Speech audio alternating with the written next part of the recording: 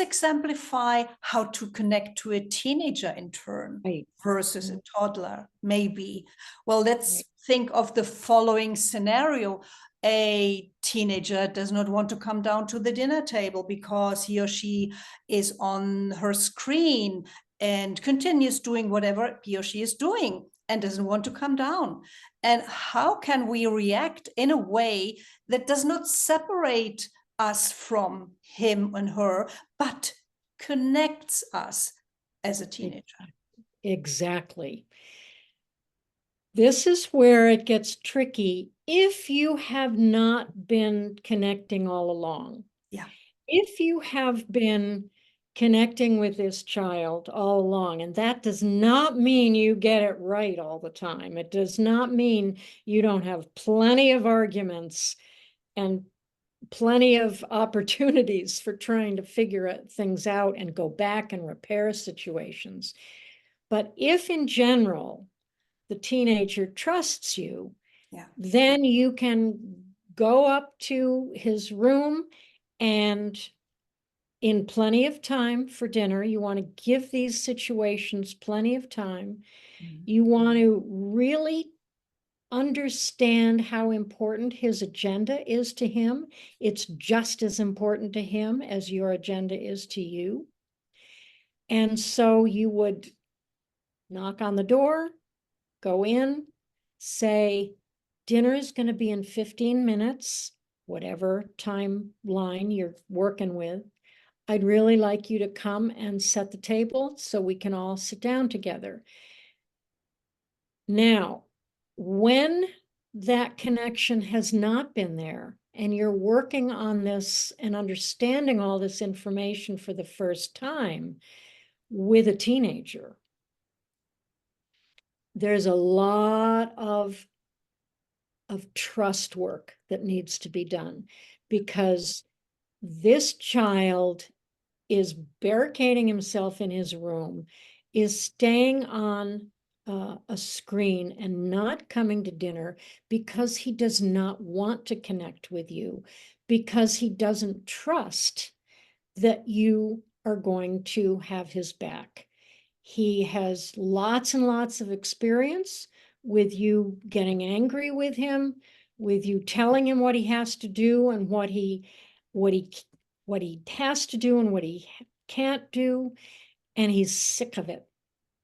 So the work has to be slow and steady, and it requires first your mindset shift in understanding why this child has fought you all this time and how they're feeling. I think of integrity kids as getting up in the morning and having to put on a suit of armor to be ready to do battle in their day with so many adults, parents, teachers, coaches, people who don't get them. And although many integrity kids do great in school because typically they're very, very smart, and teachers like the way they're thinking, they're imaginative, they're creative. But if they have had really poor connection at home, they can easily become the troublemaker at school. And teachers don't like troublemakers. Yeah. And they don't like students who won't take their direction.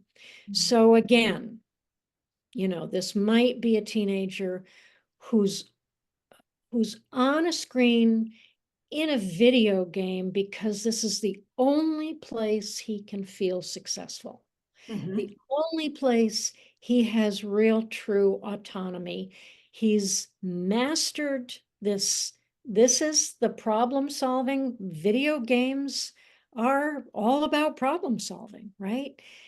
And so if you can understand this, the way to begin to connect with this child is to allow the video game to pay attention to what the video game is about. See if you can ask your child to show you what it is about this game they really like, And if you're lucky, you might be able to play it with them. Mhm. That's a beautiful thing, because then this child has the autonomy, has the know-how to tell you what you don't know. Yeah. And if you can sit there and be curious, not judgmental, that's the way you start to connect. Mhm. And then you can say, tell me what it is about this game that really grabs you. What do you love about it the very most? Mhm. So it's really hard to do when you have spent maybe years fighting your child over screens and saying, you've got to get off. You can't do this. This is terrible. Your brain is going to mush. I don't allow this, blah, blah, blah, blah, blah. Yeah, be considerate, right? Be Can, validating. And as you said, our child's agenda is just as important as our own agenda. We absolutely. and sometimes we treat our children like they are our possession, like, well, put your school bag there, take a snack from there, don't be this, don't be that.